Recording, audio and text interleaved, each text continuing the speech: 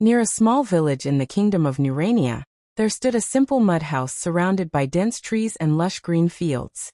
In that small house lived an old mother and her young son, Arian. Arian was young, but he always avoided hard work. He often said, "When I get a good job, then I will work. I cannot do such useless and overly tiring jobs."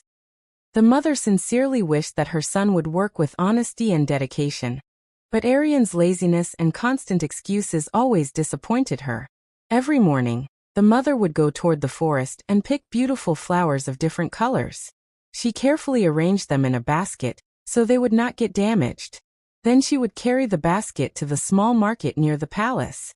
Although the market was lively and crowded, her flowers were sold for very little money.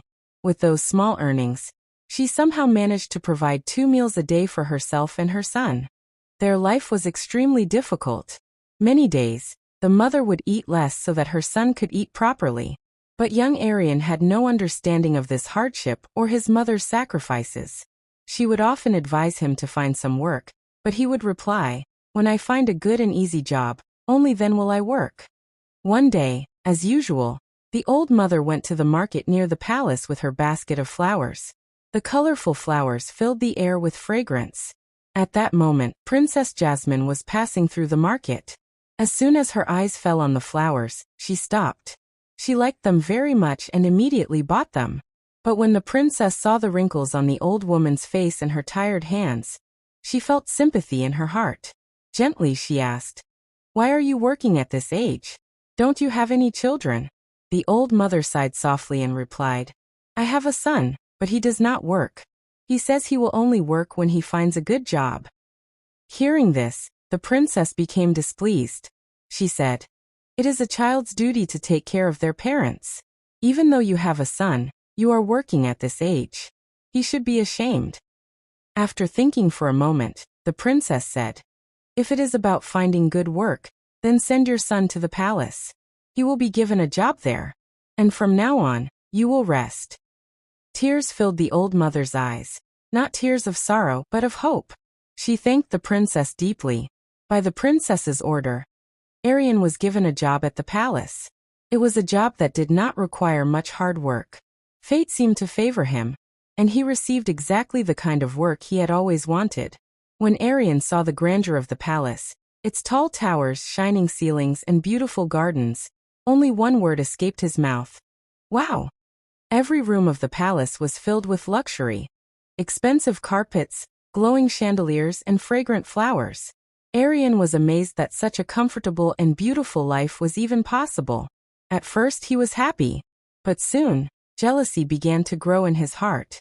Watching the luxurious life of the palace, he thought, "They have comfort, happiness, and everything, and we have nothing."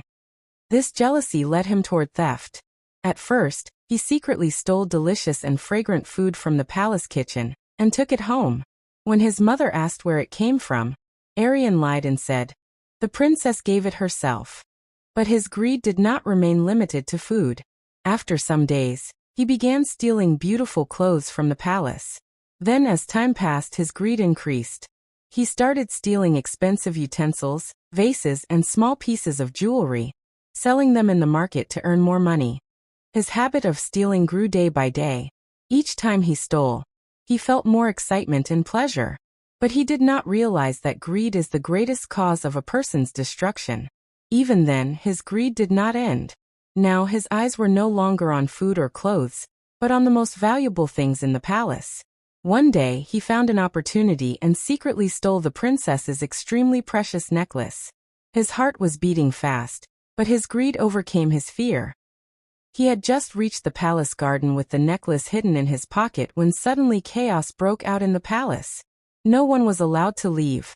All servants were ordered to present themselves immediately in the royal court. Arian also went to the court with the other servants. He had no idea what was happening. He thought perhaps everyone had been called for some general matter. When all the servants gathered, the king ordered in a stern and echoing voice that everyone should be searched. "Whoever has dared to steal the princess's necklace, their hands shall be cut off." Fear spread throughout the court. One by one, all the servants were searched. When Arian was searched, the precious necklace was found in his pocket. Everyone was shocked. He immediately fell at the feet of the king and princess, crying and begging for forgiveness again and again. But his lies and greed were now exposed before everyone. By the king's order, his hands were cut off, and he was thrown into prison. Arian's greed destroyed everything in his life. Fate had given this lazy young man an opportunity beyond his dreams. He had received the job he wanted, respect in the palace, and the doors of an easy life had opened for him. But because of his greed and habit of stealing, Arian wasted it all. He lost both his freedom and his hands. Fate had given him a chance to change his life, but because of his selfish desire and greed, he lost everything. This story teaches us that we should never fall into greed. We must avoid bad habits like stealing and lying. We should always earn our livelihood with hard work and dignity, because that is